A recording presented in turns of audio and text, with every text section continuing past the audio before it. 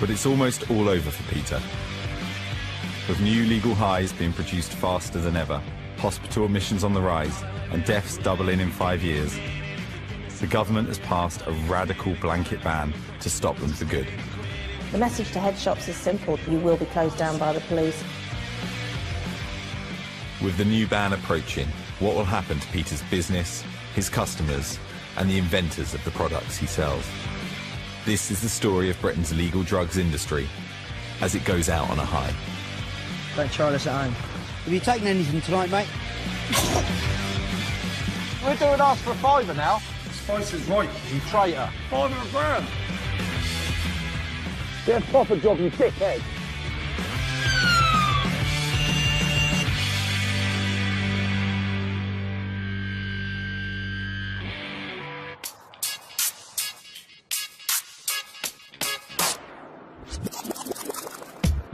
You got any new stuff in, bud? Not yet, bro. Come on, man, I want some devil's dandruff. For the past decade, you haven't needed a dealer's number to score. 3 grams of conic, please, mate. You could buy drugs on your local high street in a head shop. Cheers, mate. Christy. Peter is a 44-year-old grandfather who runs a steel company. But 2 years ago, with his main business struggling, he started on a side venture, 2 head shops, managed by a couple of his ex-steel workers, Barry and Lee. At the back of the shop, Peter's team manufacture the products.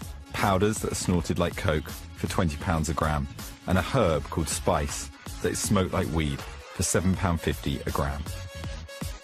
They're knocking up 10,000 bags a week.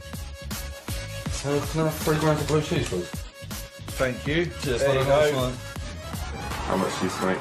Last week I done 400 quid. It's not good. How much spice is that?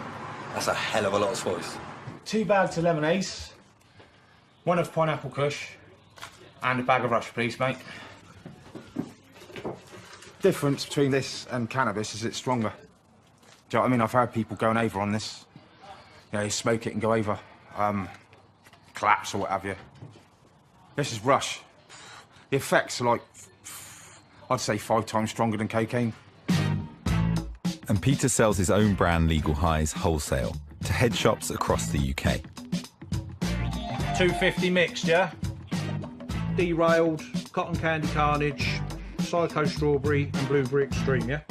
He's turning over up to £25,000 a week, a player in an industry worth 82 million in the UK.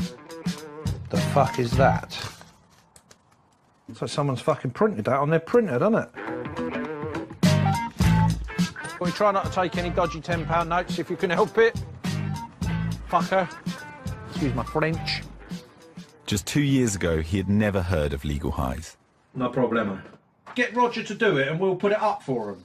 Do you take drugs? No, I don't touch nothing, mate. Don't drink, don't smoke, don't take drugs. My body is a temple. Peter first opened a traditional head shop, selling cannabis seeds, bongs, pipes and Rizzlers. But he soon realised he was sitting on a potential gold mine. For the first 3 weeks when we opened the shop, everyone that come through the door was like, oh, do you sell Legal Highs? We would just say no, and they were literally turning around, walking straight out the shop. I thought, bloody hell, you know, there's a market for this. I think my first order was like 200 or 300 quid. Sold that within 2 or 3 days. We were getting here at 9 o'clock in the morning. Some days there were like 10 or 15 people stood outside waiting to get in here. Name, date and time. There are people out there who would probably think that I'm the devil, some fat, greedy shop owner that's preying on people's misery. And there obviously be other people that would think, you know, they're sort of almost dependent on us, you know? It stops them from going down the road and finding the crack dealer and the heroin dealer and you know, we're sort of providing a service in some ways.